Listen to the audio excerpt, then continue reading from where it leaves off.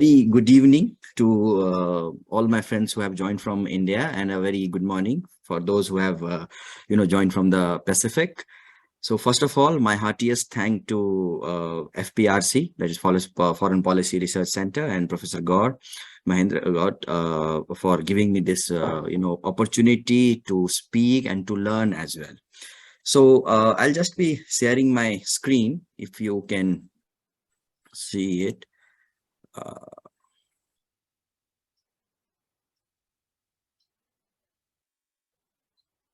Yes, it is there. Is it there? Is it visible? Yeah. Okay. Very well. Okay. So I'll be basically speaking on Afghanistan after the US exit. So if you guys remember, there was a footballer called Jaki Anwari. He was just 19 years old. So he was trying to board this plane, which was the last plane flying out of the Kabul. That is basically US Air Force plane, which was flying out of the Kabul, the last plane. So he was trying to board that. Out of desperation, he fall down from the plane and there was a death. So that image is still fresh in people's mind, that how Jaki, a promising footballer, 19-year-old, one of the member of that desperate crowd, got killed. And this is because the Taliban had returned from isolation to grab the power of Afghanistan after this US exit. So earlier Taliban rule of 1996 to 2001 was nothing but which had a gross human rights violation, which has atrocities against women, no economic development, and atrocities against women, particularly gender and minority, was very common. So this is how, and that is the reason that there was no effective security infrastructure which US has left behind. And this is the reason there was a whole the group of huge crowd which wanted to go out of Afghanistan.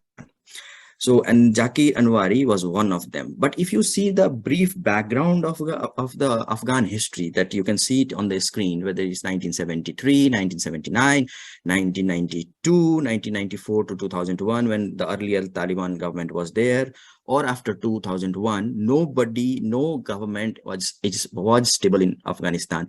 And that is the reason, Afghanistan is called the graveyard of empires, right? Empires has come, empires has gone, and it is called the graveyard of empires. So, but if you see that what after US exit in Afghanistan, so before that we need to go that there was a secret deal between the US forces and the US administration and the Taliban's, which is known as US Afghan deal. And this was basically there were four objectives of this peace deal, which was basically one, that there will be end to violence, declaring ceasefire. Two was to cut down the ties with terrorists such as Al-Qaeda or ISIS. Then US will withdraw its troops by April 2021. And then there will be an intra-Afghan dialogue for lasting peace, but which eventually has failed. So going to this, if we see that during this year, I mean, when US was there, the literacy or even the economic growth has reached up to 30% in 2018, right? But once the Taliban took over, it has been going back. And then there is a fear in Afghan people and it's very palpable. That fear is very palpable, and everybody wants to go out to have a safe, stable, and peaceful life. But this has not happened. And due to this exit, when the US has gone out of it, you can see that there is a wave of immigration putting strain on international communities commitment of SDG by 2030, right? Afghan refugee otherwise also is the third in the rank, if you see all over the world, right? So and in this current turmoil, we see around 2.6 million of Afghans have already registered and are living as refugees in the various parts of the world. So this is the fact, right? This is the fact that around 3 million Afghans are internally displaced. Now, this is interesting, internally displaced, and which reflects the precarious situation in the what you call it, Afghanistan. So, and around 173,000 of Afghanis, they have fled post-American forces when they have retreated, right? So you see the number, it's not an ordinary number, right? Now, why this happened? If you see this ethnic map of Afghanistan, right, you see around eight groups of ethnic groups existing, where the Pashtun is the dominating group, then you have Tajiks, then you have Hazaras, then you have Uzbeks, then you have Baluchs, and then you have Pasas and Nuristanis, right?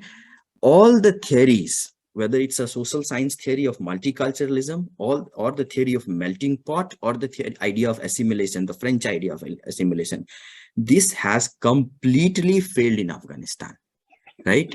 There is no idea of multiculturalism, though they are multicultural society. It's a deep multicultural society. You can see 8-9 tribes on your screen, all spread across the Afghan map, right? But the very idea of multiculturalism has failed, right? Second, the idea of melting pot, the American culture, where you go as an Indian and you melt into that American idea of living, that has failed in Afghanistan.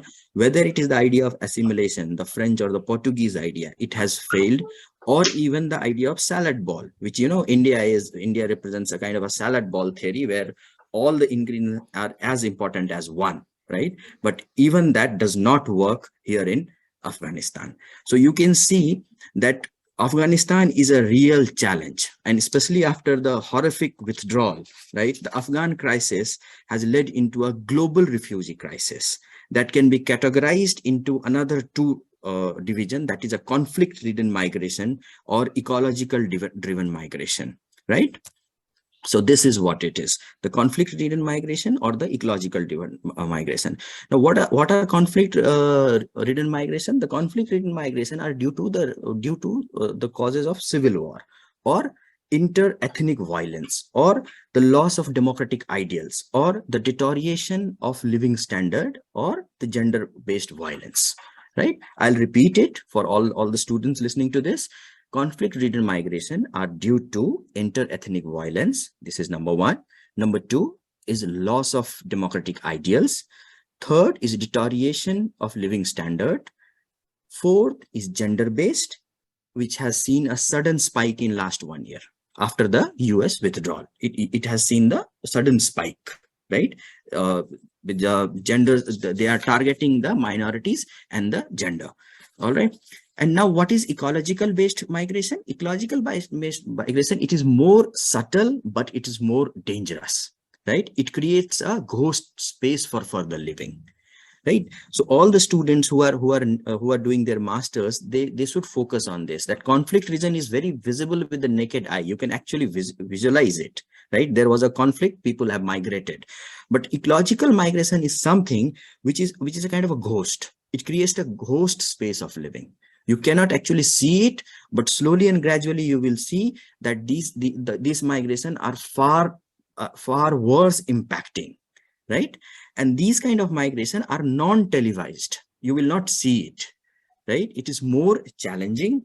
It affects generations and are generally due to the deterioration, for example, of agriculture land, right? A non-availability of clean water supply, or the deterioration of natural ecology. And concerns about the unsustainable, extraction of mines. For example, if there was a war, so what happened due to whether due to bombarding, whether due to mines, whether due to war, right? You see that lakes have dried up in Afghanistan. So that is that is what pushes the population for ecological driven migration, right? So these issues had to be need to be very cautiously after 1 year. It need to be looked very cautiously after 1 year, right? And that displaced migration has to land somewhere. Now here comes the foreign policy, they will land. They will go to, of course they will go. So where they will go, either they will move deep into Afghanistan, or what they will do, they will go into the other countries, right? So if you see this map, you can see 370,000 Afghans have been displaced, and you can see where they have moved. They have moved to Iran, they have moved to Pakistan, and they have moved to India. So then it becomes a implication, or the challenges for this neighboring areas or the neighboring countries, right? You can clearly see in the map the 370,000 Afghans have been displaced, out of which around 100,000 have moved to Iran, then they have moved to Pakistan, and then similarly they will move to India as well, right? So this I have already explained. Conflict-ridden migration is due to civil war. It's on your screen. This is the horrific photo of the last flight which came out of the Kabul, right? It is a US Air Force flight where you see how people, they have just clammed in inside and they just want to go out of the country. The dream of 20-year dream of peaceful Afghanistan has been shattered. It was a nightmare. So they have been flying out, right? So this I have already explained. Now, implications for neighboring areas, if you see. So these three countries, especially India, Pakistan, and Iran, they have this a very big challenge to absorb this population, the immigrants. And the challenges will be the migrants, food for the migrants, shelter, job opportunities. Now, when these migrants move in, they create a cluster in the cities, and those clusters can be deprived of basic human rights and the basic human needs, right? So as a student, as a scholar of foreign policy or international relation, you need to see that the challenges are not only very international in nature, but it is also very human in nature. You have to see that how when they will land into the other countries, the issue will not only be of the refuge, being a refugee, the issue will be being of having the food for the migrants, the shelter for the migrants, and the job opportunities, resulting the creation of a clusters in city, right? The similar problem happened when there was a Rohingya crisis. The similar problem happened when there was a Sri Lankan crisis. You know, the Sri Lankan Tamils moving out coming to India to stay here, resulting the formation of small cities, as cluster in the cities, where they were deprived of basic human needs and rights. So it has become a challenge, right, for the government. So the deteriorating security situation in Afghanistan post US pullout, if you see, has become a major source of migration from and within the country, right?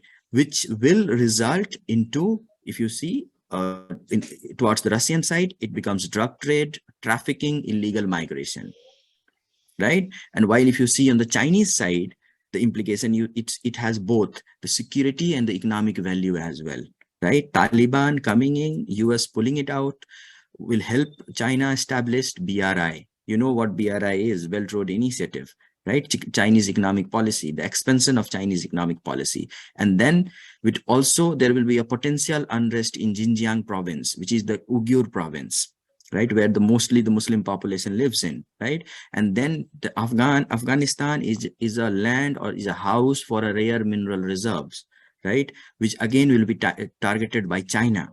So India has more to lose, right, as compared to Pakistan or Iran, right, strategically, right? You can see China coming in, right, by BRI, by rare mineral reserves. So this is what through in the Russian area, drug trade and trafficking, illegal migrants, all will be promoted, right?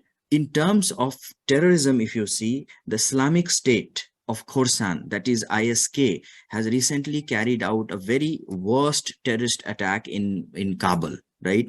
Killing in Kunduz, especially the Kabul, Kunduz region of Kabul, killing dozens of Shia Muslims. And then there was an attack in Kandahar, which resulted in killing of dozens in Gurdwara. So you see, though Taliban has promised that it will fight ISK, if you remember that four idea of intra-Afghan peace deal, where it says that it will fight against the terrorist, but it appears that it will be a very difficult task for Taliban to fight against this, combat-ready terrorist outfront ISK, that is Islamic State of Khorasan, without the help of international assistance, right? Similarly, if you see the implication on the neighboring areas, that is Iran, you might see that Taliban might go switch sides to Saudi Arabia, again resulting that Wahhabism to come in, right? Similarly, a good friendly Taliban can be a dangerous for India, in terms that it will be a very friendly to Pakistan. So in terms of Indo-Pacific security scenario, if you look at it, an unstable Afghanistan can not only be diplomatically challenging, right, to India, but in terms of national security, it will be difficult and dangerous as well. Right. So with a Pakistan friendly Taliban at the helm of affairs, if you say it right, in terms of strategically, can comfortably divert its military resources on Afghan borders to Indian borders in the West and engage India, forcing the latter to enhance her military might on the western border. So that will give the space to Pakistani military, which was earlier focusing on the Afghan border, right? Because that time when the US was there, Afghanistan was not having a very friendly relation with Pakistan. But now with a friendly Taliban for Pakistan, I am saying the Pakistan can mobilize its strength on the western border, right? So this may lead to a situation for India to thin out her eastern border, making security scenario fragile in Northeast. So see the impact. This is how foreign relation works. The unstable Taliban can even be a challenge in the northeastern state, because Taliban is friendly to Pakistan, Taliban is friendly to China, right? So this can create a disturbance, and there will be a geopolitical, entire the borders will be moved, right? A challenging scenario will come out. So you will see Pakistan, China, Taliban nexus for government of India, or for the Indian government, or for the India, I'd say, can be a very challenge. So India cannot afford, unstable Pakistan, right? And then after, the US pullout, if you see it, right? So Afghanistan is on the grip of severe economic crisis, right? Afghanistan is a aid dependent country. All of us know that it is a aid dependent country, and from last many years, maybe from last 40-50 years, right, Afghanistan has been receiving aid. So, and recently when Taliban took over, the aid was almost cut by 21% from the countries like US, or from the countries like Australia. So the abrupt coup which Taliban took over was not taken in a well mannered with the international community. So doing business with Taliban has become difficult. Around $9 billion of Afghan foreign exchange has been frozen in world abroad, which is yet to be released. So even the World Bank and the International Monetary Fund, which are bounded by the international standards, are unable to help Afghanistan without the approval of its member. So the challenge, you see, when it moved, when the US withdrew from what you call it, Afghanistan, right? The challenge, you see, was not only immigration, challenge was not only migration, challenge was not only social security, challenge was not only what you call it, national security. The challenge even moved to security aspect as well, right? Now, if you see that why even India should help, I just came in that why India should help. If you, as being a student of political science, you must have heard of this Article 51 DPSP, right, which says that India should provide humanitarian assistance to the foreign countries, to promote economic development, infrastructure, capacity building, connectivity, right? So with this, right, and when I have told you that even World Bank has stopped, even IMF has stopped the special drawing rights, that is SDR, right? It has been suspended for Afghanistan. The World Bank has stopped its project in Afghanistan. IMF has predicted that 30% of its economy will further go down, right? UNDP said around 38 million Afghans will face severe food shortage, right? Falling Afghanistan into more deep poverty, right? There is a precarious economic situation. There will be a fuel rise in Afghan migrants, and post-COVID, situation has deteriorated. So for that, India, I must say, should intervene, right? For enduring peace, for reconciliation, right? For idealism, right? And it is the Indian government is, if I can't say bonded, but yes, Indian government is advised by DPSP with all this humanitarian assistance, economic development, right? infrastructure building, capacity building, connectivity, that India should help, right, with the idea of enduring peace, reconciliation, idealism in this changing political scenario, right? So the one last question, right? Why the world should intervene?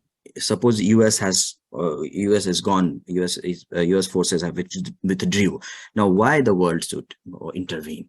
You see, so as a student of social science, as a student of political science, or as a scholar of international relations, we should always know that any human being has these three basic rights, right? That is social, political, economics, and that should be respected at any cost, right? So even if the US has withdrew from Afghanistan, it is, for global justice, for the protection of ecology. I told you that ecological driven migration, this is very unique to Afghanistan, right?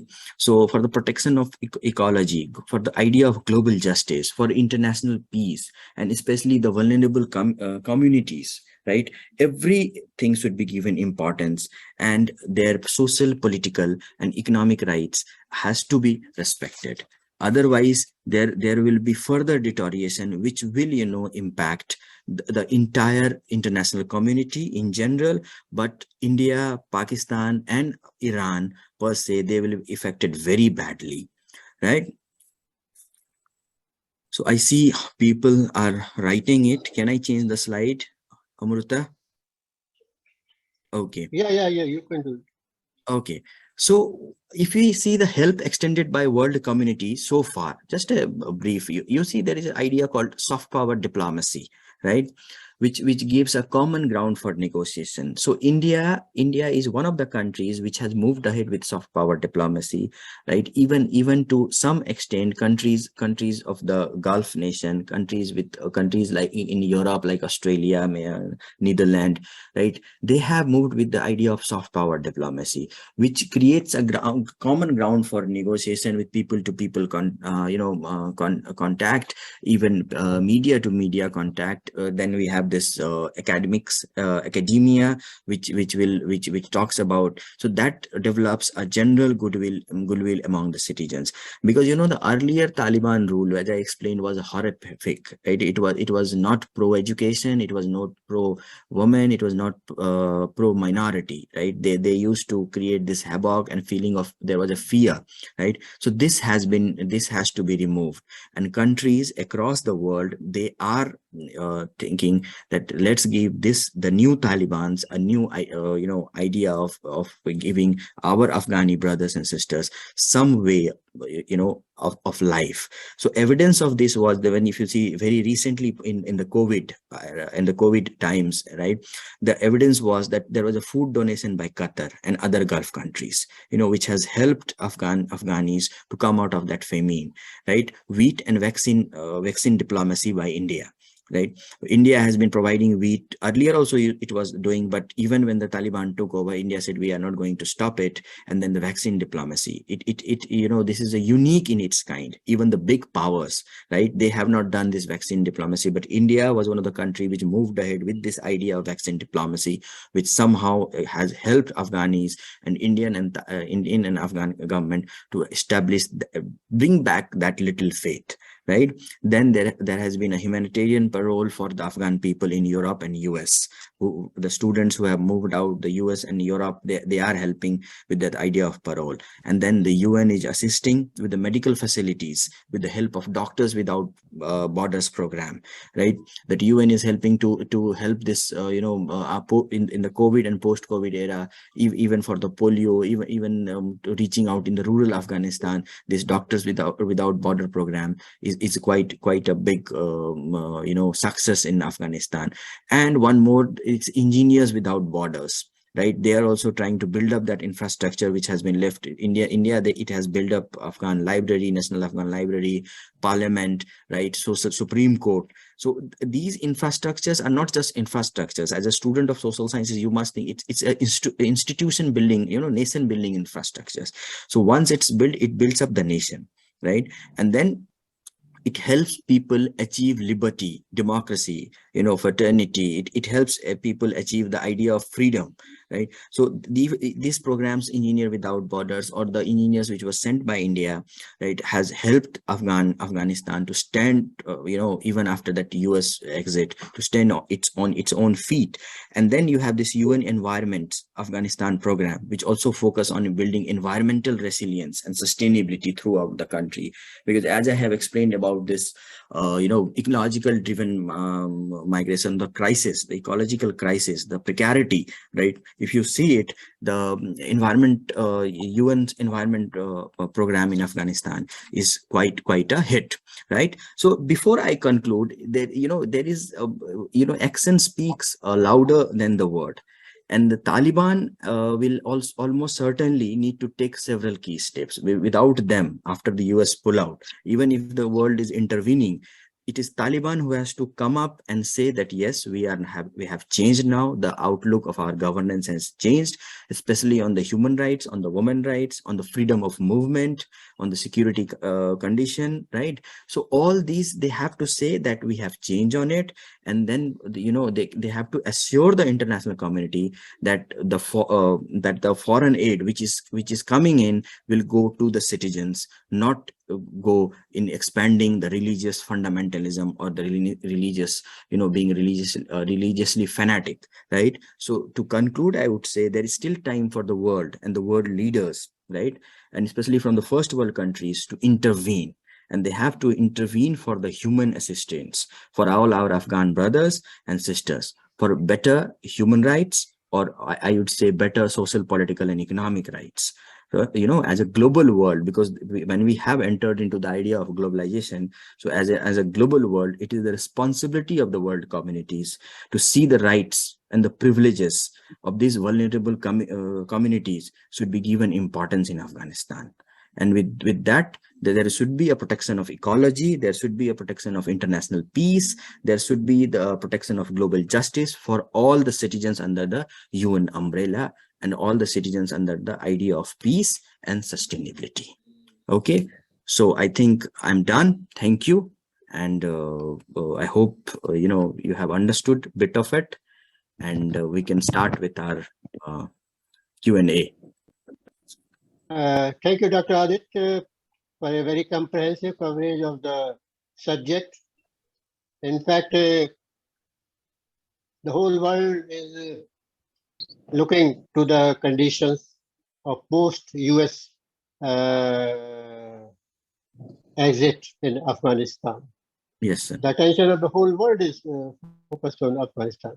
So now I open the house for question and answer session, and I will ask the participant to introduce themselves first and ask the question in a clear and simple manner. Thank you so much, sir. Go ahead. Go ahead and be quick. Dr. Aditya is a busy person. Yeah, go on. Hello, sir. I'm Gayatri Dandekar. I have a question for you. Regarding Taliban, it's my personal opinion. I can say that I don't think that I can ever trust Taliban, or that as a human being that I would ever want Taliban to be there. So I would like to ask you that, is there still any kind of way that we can overthrow Taliban, or if Northern Alliance decides to put up a fight with Taliban again, is there any way that they can win against it, or can India still maintain some kind of contact with Taliban? With Northern Alliance. So should I explain one by one, or should I take Yeah, two, three? sir. Okay. I think the student will feel more, satisfied individually. Okay. You understand the psychology of the students. I can do that. So thank you, Gayatri, for coming up with this question. See, there is a word called, frenemy in international politics. Frenemy, right? There is a friend and enemy. Frenemy, right? So there is no friend, no enemy in the international politics, right? The US, which was fighting Taliban 20 years back, has helped establish Taliban government again with this secret US Taliban Doha deal, right, which happened in Qatar, right? So trusting Taliban is not the issue. The issue is how to help the citizens of this country, right, which was trying to get this the idea of democracy settled, right?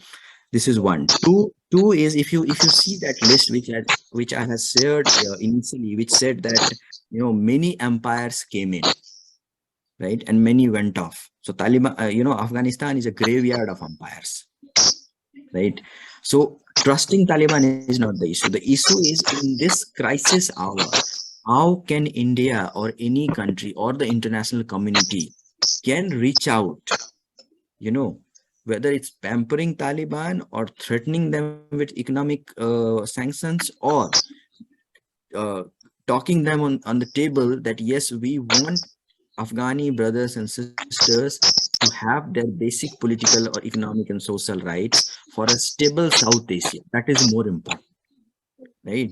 We need strong, settled Afghanistan for a stable South Asia. So this would be the answer. So in international politics, I think it's better not to use this term of trusting anyone. All right. I hope I have answered. Yeah. Next question. Thank you, sir. Thank Good you evening, so much.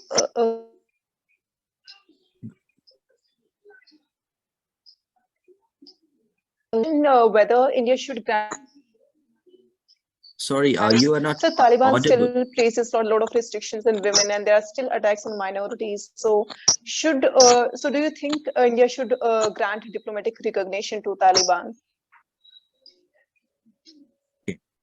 So what I find is, your question is, sorry, I couldn't get your name. There was a disturbance. Neha. Okay. So Neha, there is something that Yes, sir. we need to we need to let go in international politics. I know it will be very difficult if you see. I have also mentioned in my talk that Taliban has been coming heavily on minorities and women, but of late what we have seen due to international pressure, right? We can change the tune of the accent, and then we can say that yes, that we can only provide you with all the facility, all the Sir, I can't resources, hear or you all the properly. Okay. No, I can hear you. Okay. I can hear you, Dr. Aditya. All right. So so what we need to do is that we can tune up Taliban, that yes, see, we are not trustworthy, as Gayatri said, right? But in that terms, we cannot we will not give you the diplomatic status unless and until you prove yourself. So if Taliban starts proving, because there is no option, see, there is no alternative right now in Afghanistan. The TINA factor in international politics, there is no alternative, right? So we have to go with the Taliban. But I won't say that we should go on their whims and fancies, or on the Taliban's choice. We have to get into the middle path, maybe of a diplomacy. That's it. Next Hello. question. Hello. Yeah, go on. Sir, my name is Mohiddin Chaudhary and I am graduate in political science. Mhm. And sir, my question is, what will be the policy of what will the policy of America after the US exit in Mhm. Afghanistan, and how it will able to maintain its hegemony in Central Asia after the exit? Okay. Thank you, Mohiddin. See, maintaining hegemony for US is not that big deal, which I see. If you read the recent news, $400 million F-16 upgrade was approved by the Biden administration for Pakistan, right? So what they were doing through Afghanistan, they will do through Pakistan. This is one. Two is that what will US do? US has already, there is a notion in America, or in the life of the American president. If you see, all of them has fought a war, right? All of them, except Trump. Trump lost, right? And everyone has fought a war. Obama fought a war. Bush fought a war, right? Everybody has fought a war. So it is not that will be a challenge for US to maintain the hegemony if there is Taliban in Afghanistan. It will have a friendly Taliban now. What they call it, friendly Taliban, good Taliban, right? But time will see whether that Taliban remains good, or whether America will come up again, finding democracy and establishing the rule of law in Afghanistan. Yes, next question. Come on, be Good quick. evening, sir. I am Riya Good evening. Sharma and currently I'm pursuing my master's in political science. So ever since the Taliban took over Afghanistan, our connectivity projects in the region, in the Central Asian region, have come to a standstill. No, sir, although India has been at the forefront of providing humanitarian aid to Afghanistan, we have not yet established full-fledged relations with Taliban. So how can India resume its connectivity projects in the region without establishing fluid relations with Taliban government or Taliban regime? Okay. Thank you, Ria. This is a very sensible and very intellectually sound question. Thank you for this. Right, that is the high impact community development projects, which Indian government calls it. Right, high impact community development projects. Yes, Indian government have stopped it because they are I said that Taliban they are still looking Taliban and the Indian government is still testing the waters whether the Taliban will behave as if they have behaved in the previous regime, that is 1996, or as they claim that now they have changed, they have come with a changed outlook where the idea of Islam will prevail, right? The idea of Islamic identity will prevail, but of course with development, right? They will not impact. So I think still it is the testing time for Indian government, because yes, lots of our projects, right? As I said, the Wing Borders, Engineer Without Borders, or a lot of our community project, which had a high impact, maybe the road inside the rural Afghanistan, or building the community center, or building the health center, it has come to a standstill. I agree to that, right? And recently our foreign minister has met the Taliban foreign minister, right? Where they have discussed that India should resume, but still we are testing the waters. We are still testing Afghanistan. Thank you, sir. Next question. Sir, I would like to go next. So, thank you so much for such an insightful lecture. So, I would like to ask that in the PPT itself, it was mentioned that the sustainability of peace or further progress would be hinging upon the intra-Afghan negotiations, or how it is going on. So, I would like to ask that whether we can hope to see such an development within Afghan, like Afghan-owned, Afghan-led government or something like that, because this was something which was recently in the newspaper as well.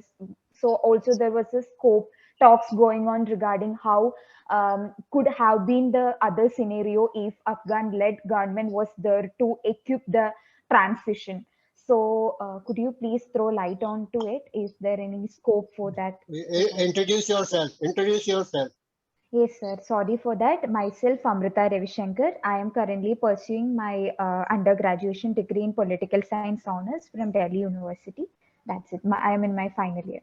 Yes, sir. Okay, thank you, Amrita, for this question. See, Amrita, yes, intra-Afghan dialogue, which is very important. But more than that, when you say that for Afghanistan, by Afghanistan, more than that, if you remember that slide, when I say there are 8-9 tribes, right? Multi-ethnic Afghanistan. So the basic idea is that when they will come together, suddenly in 3 days, the Taliban was able to disintegrate the whole Afghan army, and it captured the entire Afghanistan when US was pulling out, right? Why this was because of the widespread corruption. This was that the people in Afghanistan, they have more loyalty to the tribes than to the idea of Afghan nationalism, right? This is 2, right? And 3, that they haven't lived under that idea that okay, there is something called Afghanistan nationalism, right? They are more close to particular tribe, they are more loyal to particular tribe, and then of course there is a widespread corruption. Corruption is because if you see the Afghan army, Pashtuns dominated it, right? Similarly in Taliban also, the Pashtuns has dominated it. So first what we need to do is, first we need to correct that, the mathematical composition, to have the idea of intra-Afghan dialogue. You cannot do dialogue with one at a majority and other at being a minority, right? You have to make a balance out of it, right? So it is very challenging, but if that is successful, then of course we can have something called a peaceful Afghanistan. Thank you so much, sir. It makes a lot of sense. Yes. Yeah. Next question.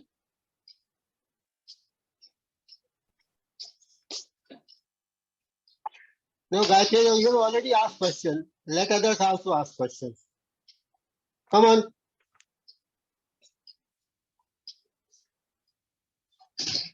Come on, be quick. I think major issues have been referred to by the participants, and you have already clarified the situation. Dr. Aditya, there are few issues that deserve our attention, and I would like to have your opinion on that. The role of Pakistan Yes. after exit of US, how it is behaving, and how it can create problems for India. Absolutely, sir.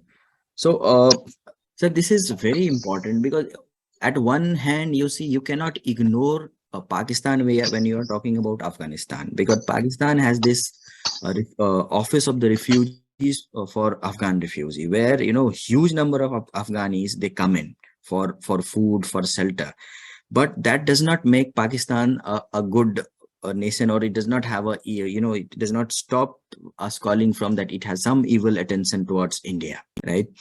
So as I said, that when there is a friendly Taliban, the Pakistan is able now to move its troops and its machinery and its arsenal towards Indian borders. So that is the biggest challenge.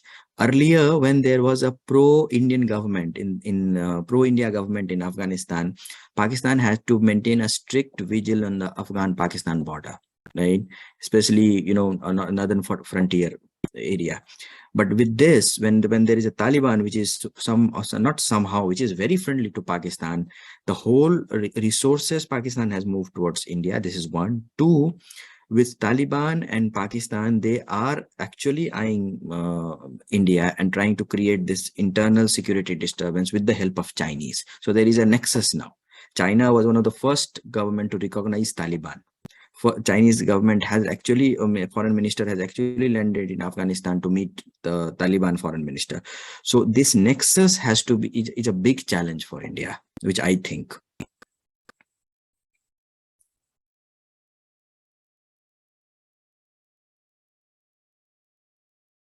Can you hear me, sir?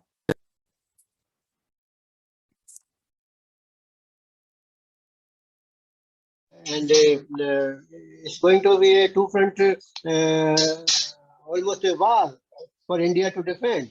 Yeah. And this Afghanistan problem has already created problems for India because of two-front this theory and all that. Of course, we say that we will fight it out, but brave words cannot alone solve the problem. Yeah, we have to be realistic. We have to very emotions does not run, sir, the foreign policy or the international relations. Yeah. So we hope China is naturally interested in having a hold on Afghanistan under Taliban rule because it suits them, and because the borders are there. What about Russia? Russia, sir, is a friendly, as I said, is a friendly nation to India. But a disturbed Afghanistan can lead to that drug trade again getting activated, that through the Russian borders, and then illicit migration which can go upon the production of opium, right? So that can hamper, that it can develop that unstable region, whether it is the Russian border, or whether it's towards the Chinese border, the Uyghur the Xinjiang province or the Uyghur province. So that will definitely impact. So my idea is that if we have a bad Taliban, or if we have an unstable Afghanistan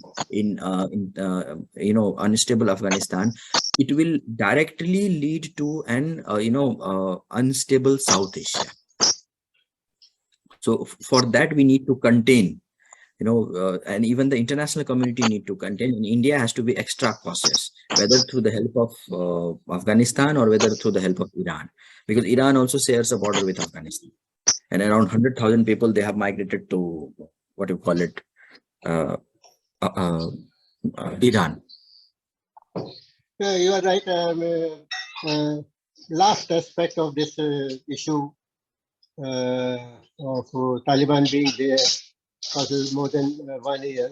Don't you think it is going to impact Central Asia also? Yes, sir. It is going to impact. If you remember my slide, I had shown that there was, there was China, Pakistan, Afghanistan shares a neighbor with many countries. But then when immigrants move out, they move to Tajikistan, they move to Turkmenistan, and then there is influence. Even Taliban also will try to influence the pro-Islamic government, maybe of Tajikistan, maybe of Uzbekistan, right? Or Kazakhstan. So, and it might try to form a group which will be anti-Russia, pro-China, or anti-India, right? So they will then have this policy that, okay, enemy is our enemy, and friends are our friends. So they might form into a group of cluster, which will impact on the upper side. It will be Russia on the northern side, and in the southern side it will be India. So, and even Pakistan, with these countries, the Islamic countries, which they will have where Nur Sultan and all, they can directly impact the security and the development of this southern Asian region.